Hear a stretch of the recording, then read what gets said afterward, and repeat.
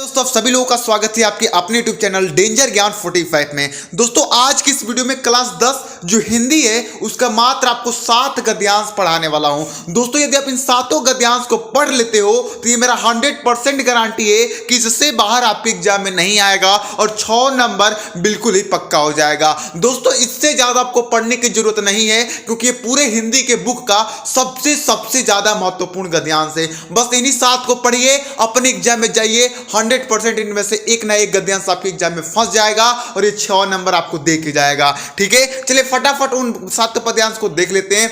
पहले आप लोग वीडियो को लाइक और चैनल को सब्सक्राइब जरूर कर लीजिए क्योंकि इस चैनल पर सभी विषय का तैयारी होता है, चाहे वो संस्कृत हो, चाहे वो हिंदी हो, चाहे अंग्रेजी हो, सारे विषय की सफाई की जाती है इस चैनल पर। देखिए दोस्तों, सबसे पहला गद्यांश आपके स्क्रीन पर है और एक बात मैं बोलता हूं कि आपको गद्यांश याद करके नहीं जाना है, बस उसका व्याख्या याद करके जाना है। अब ये गद्यांश को याद करके नहीं जाना है, बस इसका 2 शब्द याद करके जाना है, चरण कमल। अगर चरण कमल दिख जाए आपको अपने एग्जाम में तो समझ जाना कि जो सर ने तैयारी करवाया था वही फंसा है। ठीक है, देखिए ये पद्यांश कैसा है। चरण कमल बधु हरि राय, जाके कृपा मांगो गिरी लंगे, अंधे को सब कुछ दर्शाई, बहिरो सुने गुंगो पुनि बोले, रख चले सिर छात्र धराई, सूरदास स्वामी करुणामय, बार बार बंदो तिह पाई। ये आपका बहुत ही वो मोस्ट इंपोर्टेंट पद्यांश है। ठीक है, इसका संदर्भ आप लोग कैसे लिखिएगा कि प्रस्तुत पद्यांश हमारे पाठ्य पुस्तक हिंदी के काव्य खंड में उपस्थित श्री सूरदास द्वारा रचित सूर सागर नामक के पद से लिया गया है।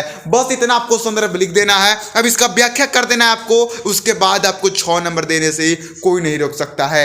व्याख्या कीजिएगा कि सूरदास श्री कृष्ण के कमल रूपी चरणों की वंदना करते हुए कहते हैं कि इन चरणों का प्रभाव बहुत व्यापक है। इनकी कृपा हो जाने पर लंगड़ा व्यक्ति भी पर्वतों को लांग देता है और अंधे को सब कुछ दिखाई देने लगता है। इन चरणों को अनोखे प्रभाव के कारण 12 व्यक्ति सुनने लगता है और गूंगा पोना बोलने लगते हैं। किसी दर्दा व्यक्ति पर श्री कृष्ण के चरणों की कृपा हो जाने पर वह राजा बनकर अपने सिर पर राज छत्र धारण कर लेता है। सूरदास जी कहते हैं कि ऐसे दयालु प्रभु श्री कृष्ण के चरणों में बार बार वंदना करता हूं। चलिए दोस्तों, हम दूसरा पद्यांश देख लेते हैं जो कि बहुत इंपॉर्टेंट है। उदो मनोनय वैदिश 10-20 एक हुतो सोग। इसको मैं पूरा नहीं पढ़ूंगा, आप लोग स्क्रीनशॉट इसका ले लीजिए। बस इसका दो शब्द आप लोग याद रखिएगा, उदो मन। अगर ये आ जाता है तो आप लोग इसका संदर्भ लिखिएगा कि प्रस्तुत पद्यांश हमारे पाठ्य पुस्तक हिंदी काव्य खंड में उपस्थित श्री सूरदास द्वारा रचित सूर सागर नामक पद से लिया गया है। अब इसका व्याख्या कर दीजिएगा, उसके बाद 6 नंबर आपका मिल जाएगा।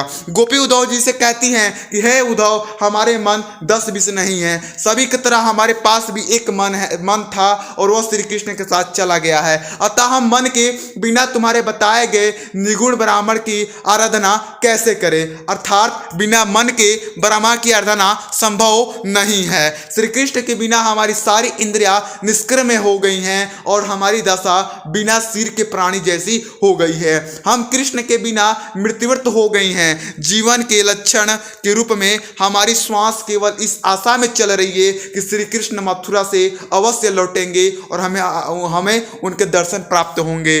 ठीक है, श्री कृष्ण के लौटने की आशा के सहारे तो हम करोड़ों वर्ष तक जीवित रह लेंगी। गोपियां उद्धव जी से कहती हैं कि हे उद्धव, तुम तो कृष्ण के अभिनित्र मित्र हो और संपूर्ण योग विधाता तथा मिलन के उपायों के ज्ञाता हो। यदि तुम चाहो तो हमारा योग्य अवश्य करा सकते हो, यानी कि मिलन करा सकते हो। सूरदास जी कहते हैं कि गोपियां उद्धव से कह रही हैं कि वह तुम्हें यह स्पष्ट बता देना चाहती है कि नंद जी के पुत्र श्री कृष्ण को छोड़कर हमारा कोई आराध्य नहीं है, हम तो उन्हीं के परम उपासिका हैं। बस इतना आपको व्याख्या कर देना है। व्याख्या थोड़ा बड़ा होगा क्योंकि ये पद्यांश है, बस आपको 2 से 3 बार इनको पढ़ लेना है और एक बार अपने से लिखने की कोशिश करना है, उसके बाद हो जाएगा आप लोगों का काम। दोस्तों, इन देखिए 7 पद्यांश बता रहा हूं ना, यदि आप डेली एक पद्यांश को अगर आपने अच्छे से याद कर रहे हो तो 100% आप 7 दिन के अंदर 7 पद्यांश पढ़ लोगे।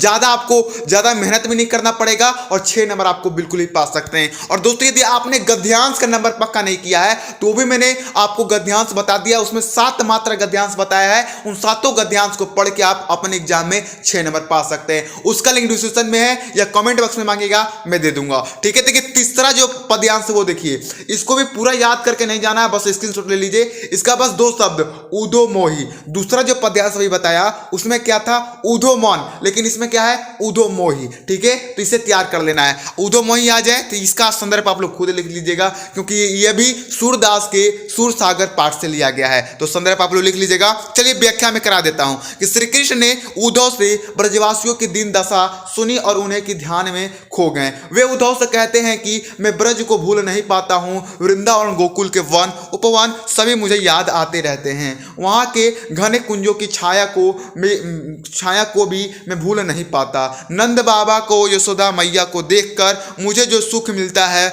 वह मुझे रह रह कर स्मरण हो आता है, यानी कि याद आता है। वह मुझे मक्खन रोटी और भली प्रकार की जमाए हुए दही कितने प्रेम से खिलाते थे। ब्रज की गोपियां और ग्वाल बालों के साथ खेलते हुए मेरे सभी दिन हंसते हुए बिता करते थे।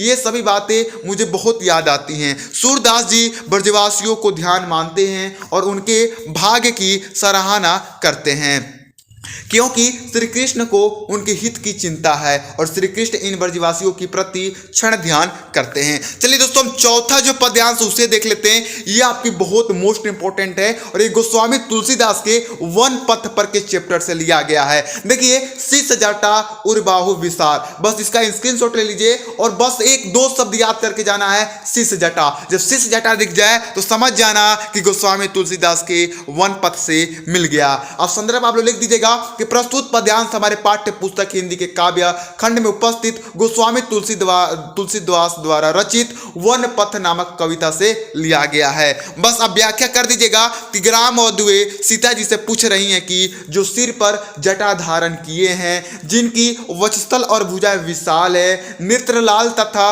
भौवें तिरछी सी हैं, जो तरकस धनुष और बाण धारण किए हुए हैं, इस वन मार्ग में बहुत शोभायन हो रहे हैं, जो सहज स्वाभाविक रूप से बड़े सम्मान के साथ बार बार तुम्हारी ओर देखते हुए हमारा मन भी आकर्षित कर रहे हैं। हे सखी, तुम हमें यह बताओ कि यह सुंदर सवाले रूप वाले तुम्हारे कौन लगते हैं। ठीक है, चलिए दोस्तों, हम पांचवा पद्यांश देख लेते हैं और पांचवा पद्यांश भी आप लोगों के लिए काफी ज्यादा महत्वपूर्ण है। पांचवा पद्यांश है कि रानी में जानी अनजानी महापवि बहान। इसका भी स्क्रीनशॉट ले लीजिए। बस आप लोग एक लाइन याद कर लीजिएगा, रानी में जानी अनजानी। बस ये भी आपके गोस्वामी तुलसीदास के वन पथ पर के चैप्टर से लिया गया है, इसलिए इसका संदर्भ आप लोग खुद ही लिख लीजिएगा। चलिए व्याख्या में बता देता हूँ। इसका व्याख्या है कि वन गमन के समय रास्ते में स्थित एक गांव की स्त्रियां राम लक्ष्मण और सीता के सौंदर्य तथा कोमलता को देखकर रानी केकई को अज्ञानी और वर्ज तथा पत्थर से भी कठोर हृदय वाली नारी बताती है, क्योंकि उसे सुकुमार राजकुमार के वरमाल देते समय तनिक भी दया नहीं आई। वे राजा दशरथ को भी विवेकाहीन समझकर पत्नी के कहे अनुसार कार्य करने वाला ही समझती हैं और राजा के उचित अनुचित के ज्ञान की कमी मानती हैं। उन्हें आश्चर्य यह है कि इन सुंदर मूर्तियों में से बिछुड़कर उनके प्रियजन कैसे जीवित रहेंगे। हे सखी, ये तीनों तो आंखों में बसने योग्य हैं, तब उन्हें किस कारण वनवास दिया गया है। बस इतना आप लोग व्याख्या कर दीजिएगा।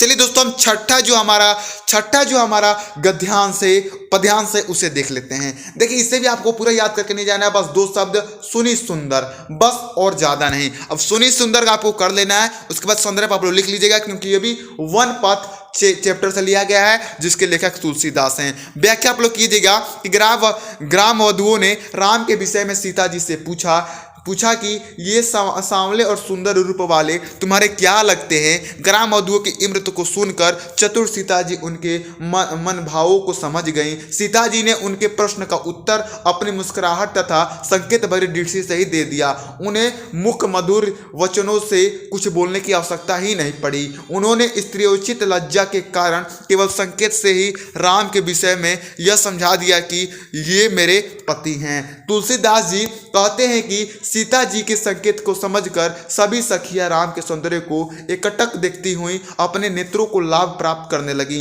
उस समय ऐसा प्रतीत हो रहा था मानो प्रेम के सरोवर में राम रूपी सूर्य का उदय हो रहा हो और ग्राम मधुओं के नेत्र रूपी कमल की सुंदर कलियां खिल गई हो।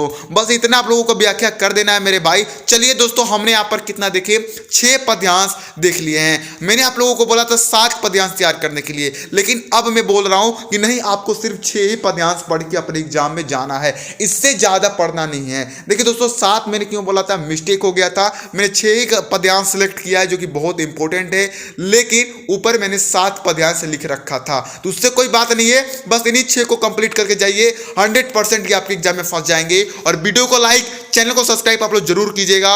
अगर आप इस पीडीएफ को पाना चाहते हो तो टेलीग्राम का लिंक डिस्क्रिप्शन में है, वहां पर ज्वाइन हो जाइए। इस पीडीएफ को मैं वहीं पर दे दूंगा। चलिए दोस्तों, मिलते हैं अगली वीडियो में। जय हिंद, जय भारत।